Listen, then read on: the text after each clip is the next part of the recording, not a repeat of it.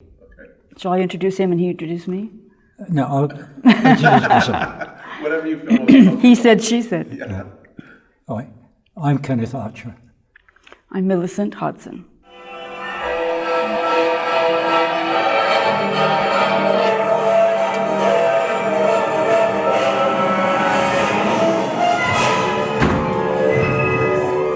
George Balanchine had been working in Russia, and he decided to come to the West with a small group of dancers, and eventually he finished up with Diaghilev's Ballets Russes in Monte Carlo.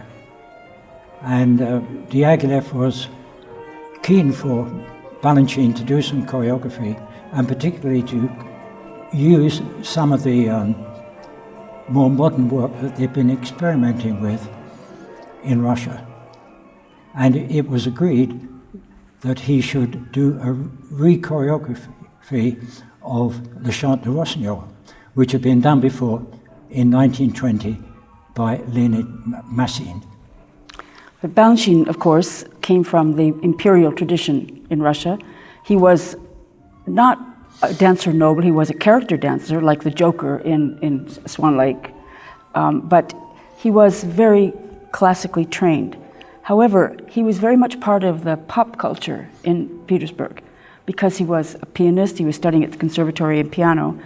To make his salary at the Mariinsky sufficient, he had to play for like movie houses and cabarets. So he played all the popular music of the day.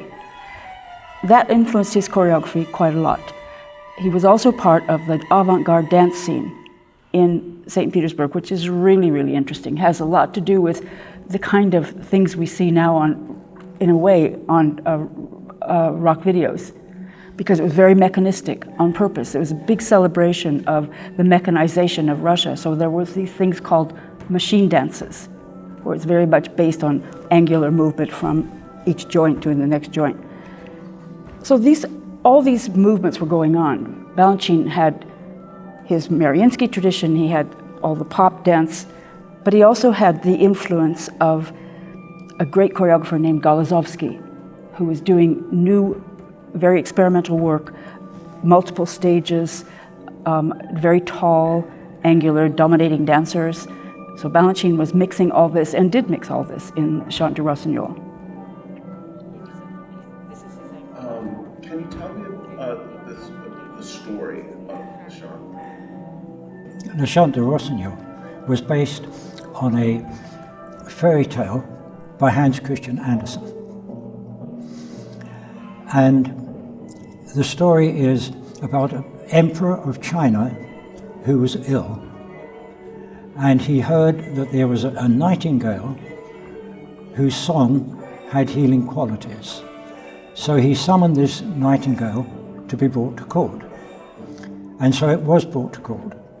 And when it arrives in the court, before it comes, they're sweeping out the court and all the bells are ringing. And eventually the nightingale is brought in, dances before the emperor, and the emperor is cured and starts feeling good. But then an ambassador turns up from Japan, and he has with him a present which is a mechanical nightingale. And when the emperor heard the mechanical nightingale, he was rather impressed by it, and the ordinary nightingale left. But the mechanical nightingale went wrong, and the emperor became ill. And he's taken off, and the next thing is you see the emperor in bed, and everybody's very worried, and they think he's actually dying. And Death appears, dressed in red with a string of skulls around the neck, and starts to come to take the emperor away. And the original nightingale turns up and battles Death. And eventually she wins, and the emperor doesn't die, but comes to life again. But in the contest, the way that Balanchine has organized it, the nightingale dies. And then afterwards, there's an apotheosis, and everybody's happy.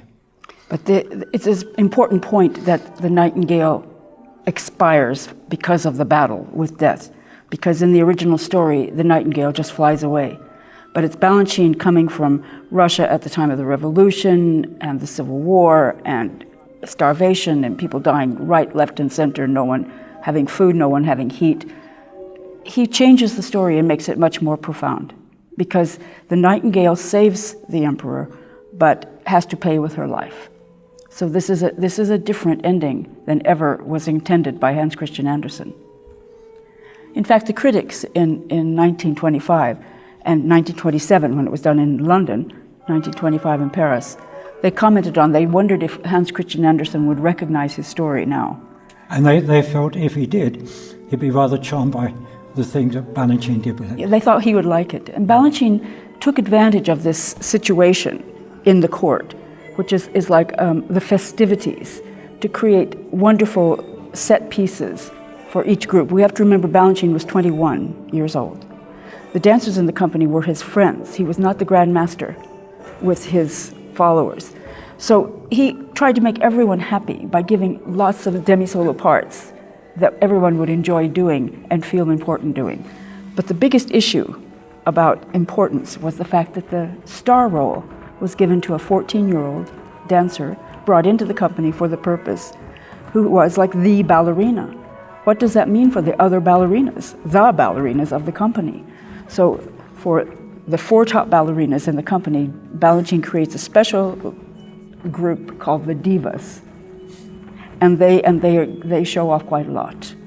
And so they were happy in the end. We met a number of these divas. We worked with them in order to recover the steps of the ballet.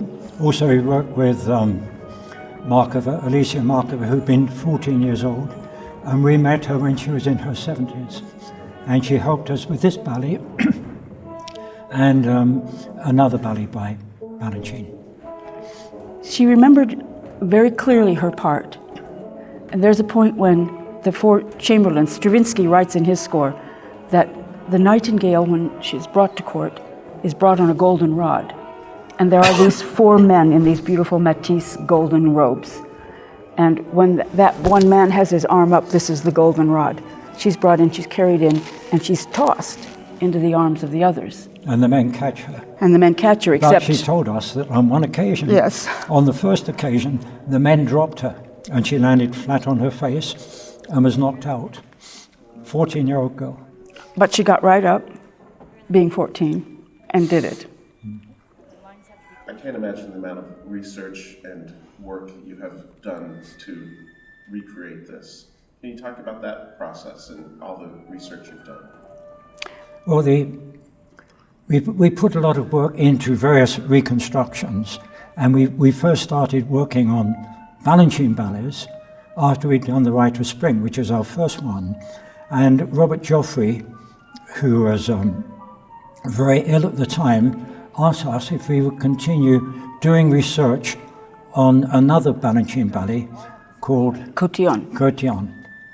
And he arranged for us to go to various countries. We went to Europe, England. We're living in England, but also researching America, Latin South America. Researching on this ballet. And we met all the old dancers who'd danced in Balanchine's works. And so eventually we saw them again, but this time researching for Le Chant du Rossignol. But in addition to that, we went to France because we had to research on the Matisse costumes and decors. And through the help of one of our friends, we managed to get into the Matisse archive in Paris on the left bank. When it was still absolutely closed to the public. So we were given the great privilege of going in and looking at Matisse's original designs, and also going to the Matisse Museum in the south of France, where we did research as well. But what we did, we followed Matisse, all the journeys that Matisse had made in Paris, and also coming across to England and working in England, because he'd done very, very serious research to make sure that he actually captured the spirit of China.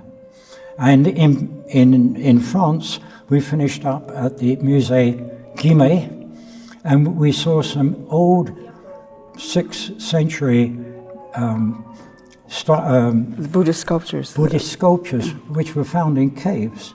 And we found that Matisse had copied these exactly, copied the colors, copied the costume. And then eventually we saw the original costumes in the Victoria and Albert Museum, and we found that they were more or less identical, but we felt that we could improve upon the way they'd been finished. Because of the fabrics have changed. So when we remake the costumes for most of the ballets, we try to be kinder to the dancers in terms of the weight and the breathability of the fabrics. But these warrior characters that are in the ballet are the ones that are based on these wooden Buddhist sculptures. And the Musée Guimet was closed at the time, wasn't it? And the curator opened it and came out with these cradled in his arms, these wooden sculptures wrapped, because they're so precious. They were wrapped in cotton wool, weren't they? And he unveiled them. So for us, it was like we were seeing Matisse unveiled to us. And it was quite rare in the Ballets Russes for someone to do research as seriously as Matisse did, and it was partly on purpose, because the Ballets Russes was known for its Orientalist works.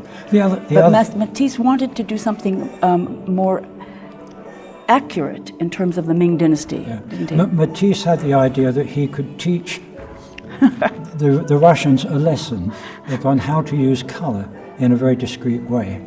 And he went through and he eliminated colors that Diaghilev wanted him to use because he wanted to demonstrate French restraint. Well, this is Matisse, who's known in France as one of the wild beasts, right? These great colorists. He was one of the original fourths. Yeah, but he did think that the effectiveness of this story required reducing everything down, and he did it.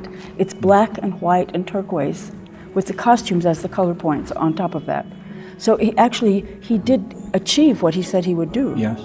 The other thing with Matisse, he had written back when he was doing this research, and he was away from home, and in England as well, he had written back daily to his wife, and he told his wife at every stage what he had decided to do, which colors he decided to use, problems he was having with Diaghilev.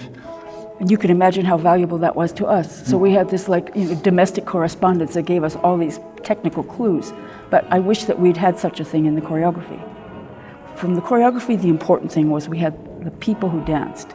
And if we had not, early in our adventure as reconstructors, if we had not found a way to get to all these people when we did, this would be gone. This would be lost. And it would have been a great loss, I think, because this work represents a culmination of a very internationalist period in art in the 20s. When there were lots of Russian emigres in Paris, there were lots of emigres in Berlin as well, and there was this flowering that was stopped, of course, by the Depression and the Second World War and all the things that happened in the 30s into the 40s. So this moment, if it weren't saved, but when the people were alive, would not exist. And we managed to reach these dancers whilst they were still alive, whilst they were in their 70s, 80s and 90s. And now none of them are alive. So it was something we had to do at that particular time. And otherwise it was lost. They wanted to help. This was the greatest joy for us, is that how they appreciated our appreciation. And their memories are so crystal clear of their early dance careers, their young days as dancers in Paris and London, on tour in America. And it was as though we were their grandchildren, and they were telling us these stories because they wanted those stories to survive. Yes, telling us stories about Balanchine. I remember one dancer, Olga Morozova, who was very beautiful, and she eventually married Colonel de Basil, who'd taken over from Diaghilev as director of the Ballets Russes. And she said, George drove me from Paris in an open car to Monte Carlo. It was really enjoyable. And of course, we were all in love with George. And he chose me. Yeah. But we have to remember, too, that 2 of the 4 divas were wives of Balanchine. His teenage bride, Tamara Jeva, became one of the divas, and Alexandra Danilova, who had a grand memory, and she helped us a lot. One of the great memories she told us was this link between Balanchine's imperial ballet training, his avant-garde work in Russia, and then what he did with Diaghilev. And that is, at the end, when everyone thinks the emperor is dying in the ballet, there's this file of women that come out, the lady mourners in these beautiful costumes. But what they're doing is straight from Bayadère, from the Petit Pas classic Bayadère. It's just that Balanchine takes this famous penché arabesque that they do, and he just breaks the angles. But so he's taken the classic moment and modernized it and put it into Ming Dynasty costume, and we have the mourning scene.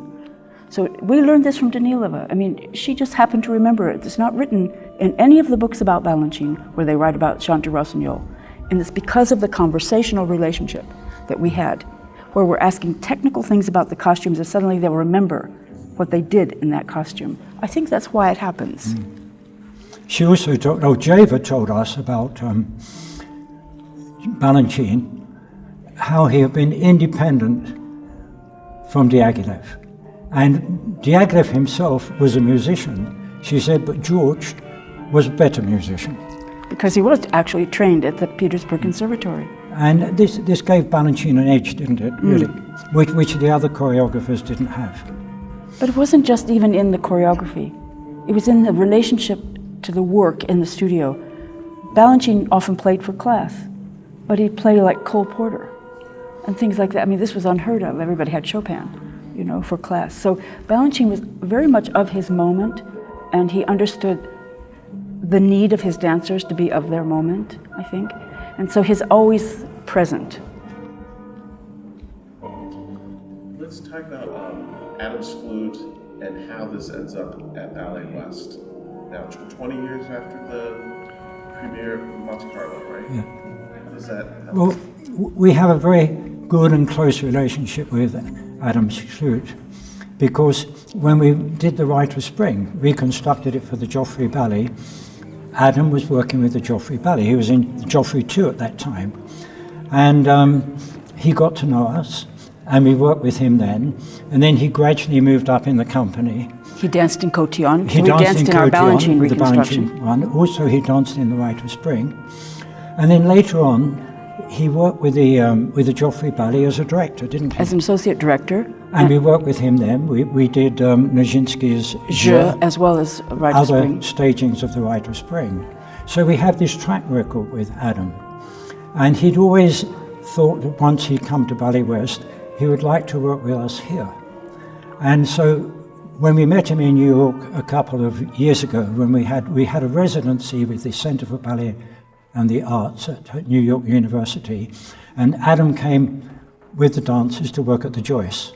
And so we met him and we had a meal with him, and he said, now, I'd like to do one of your Balanchine reconstructions. And so he came along to the Center for Ballet and the Arts, and we showed him on the big TV screen there our ballets, and he chose this particular one.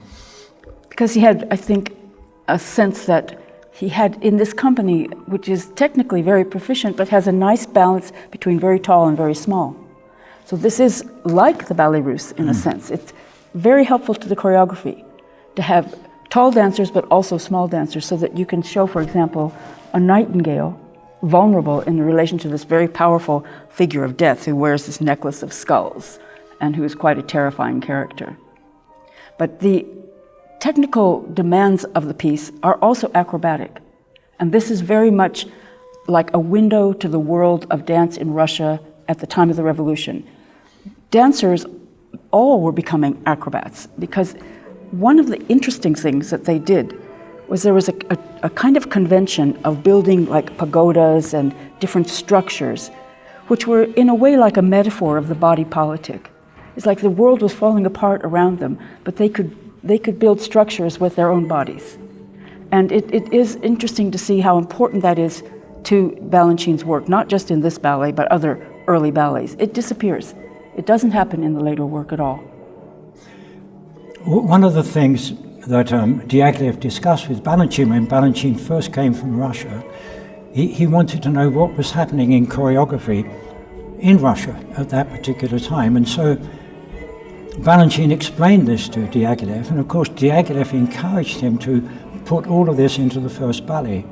But then later on he did La Charte, which was another one, and that was a ballet in which you had these acrobatic dancing and the dancers building pyramids and things. But one of the things that's somewhat poignant about the Song of the Nightingale is that for Balanchine it was like his first novel.